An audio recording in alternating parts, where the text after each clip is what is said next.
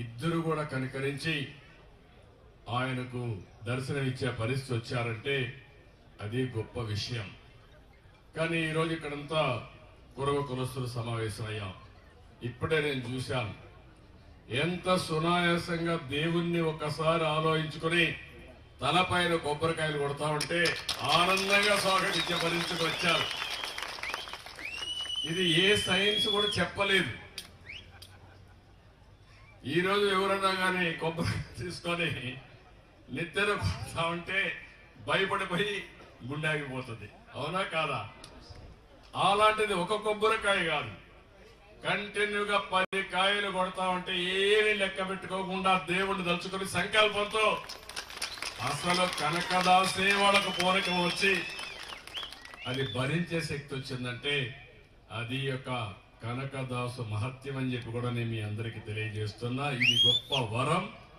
అలాంటి వరాన్ని ఇచ్చినట్టే కనకదాసుని మనం అందరం కూడా స్మరించుకోవాలి. మీ దేవతలు కూడా మనం స్మరించుకోవాల్సిన అవసరం ఉంది. ఇప్పుడే మా తమ్ముడు ఒక మాట చెప్పాడు.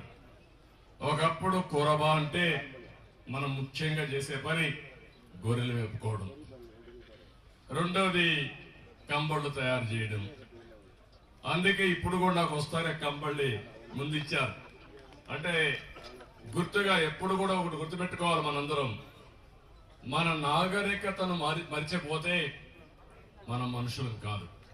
అయితే మన నాగరికతను గుర్తుపెట్టుకొని భవిష్యత్తు కోసం ఆలోచించి ఈ రోజు ముందుకు పోవాల్సిన అవసరం. అదే తమ్ముడు చెప్పాడు, ఐటీని ప్రమోట్ చేస్తే ఈ రోజు కురబ కులస్తుల్లో కూడా చాలా మంది ఐటీ చేసుకొని ప్రపంచంలోనే బ్రహ్మాండంగా డబ్బులు సంపాదించే పరిస్థితికి వచ్చారో అది నేను ఈ కులస్తులందరికీ ఒకరికి కాదు, ఈరోజు మొత్తం తెలుగు జాతికి నేను ఇచ్చినటువంటి పెద్ద వెపనది. నాలెడ్జ్ ఎకానమీలో ఇన్ఫర్మేషన్ టెక్నాలజీ అనేది ఇప్పుడు మిమ్మల్ని చూస్తున్నా. సెల్ ఫోన్ పెట్టుకుని మా చెల్లెములైతే శుభ్రంగా నా మీటింగ్ మొత్తం రికార్డ్ చేస్తున్నారు, లైవ్ కూడా బ్రాడ్కాస్ట్ చేసేస్తున్నారు. అవసరం ఇంట్లో కూర్చున్నా వాళ్ళ కుటుంబ సభ్యులకి స్నేహితులకి లైవ్ కూడా బ్రాడ్కాస్ట్ చేసే పరిస్థితికి వస్తున్నారు. టెక్నాలజీ అంత పవర్ఫుల్ గా తయారయ్యే పరిస్థితికి వచ్చింది. అయితే ఇక్కడికి వచ్చినప్పుడు నేను ఒకటే మీ అందరినీ కోరుతున్నా, ఈరోజు ఇక్కడ 1 ఎకరా 7 సెంట్లు భూమి ఇచ్చాం, 50 లక్షల రూపాయలు ఆర్థిక సహాయం చేశాం. కానీ దుర్మార్గం ఏంటంటే ఈ ప్రభుత్వం వచ్చి 5 ఏళ్లు అయిపోతా ఉంది, సినిమా కూడా అయిపోయింది, రేపు నుండి ఇంటికి పోతున్నారు. ఇప్పుడు కూడా దాన్ని పూర్తి చేయాలనే ఆలోచన లేకపోతే ఇక్కడ కురబ సంఘం బిల్డింగ్ కట్టలేడు కానీ 3 రాజధానులు కడతారంటే మీరు నమ్మతారా?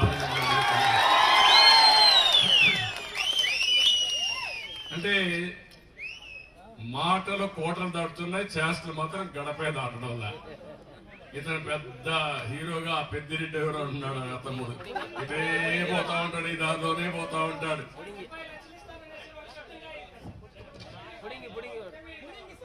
తమ్ముడు ఆ 70 లక్షలు ఇవ్వాలంటే ట్రెజరీలో డబ్బులు ఉండాలి కదా, వాళ్ళకే సరిపోతా ఉంది, వాళ్ళకే మిగలాలి కదా మీకు ఇవ్వడానికి.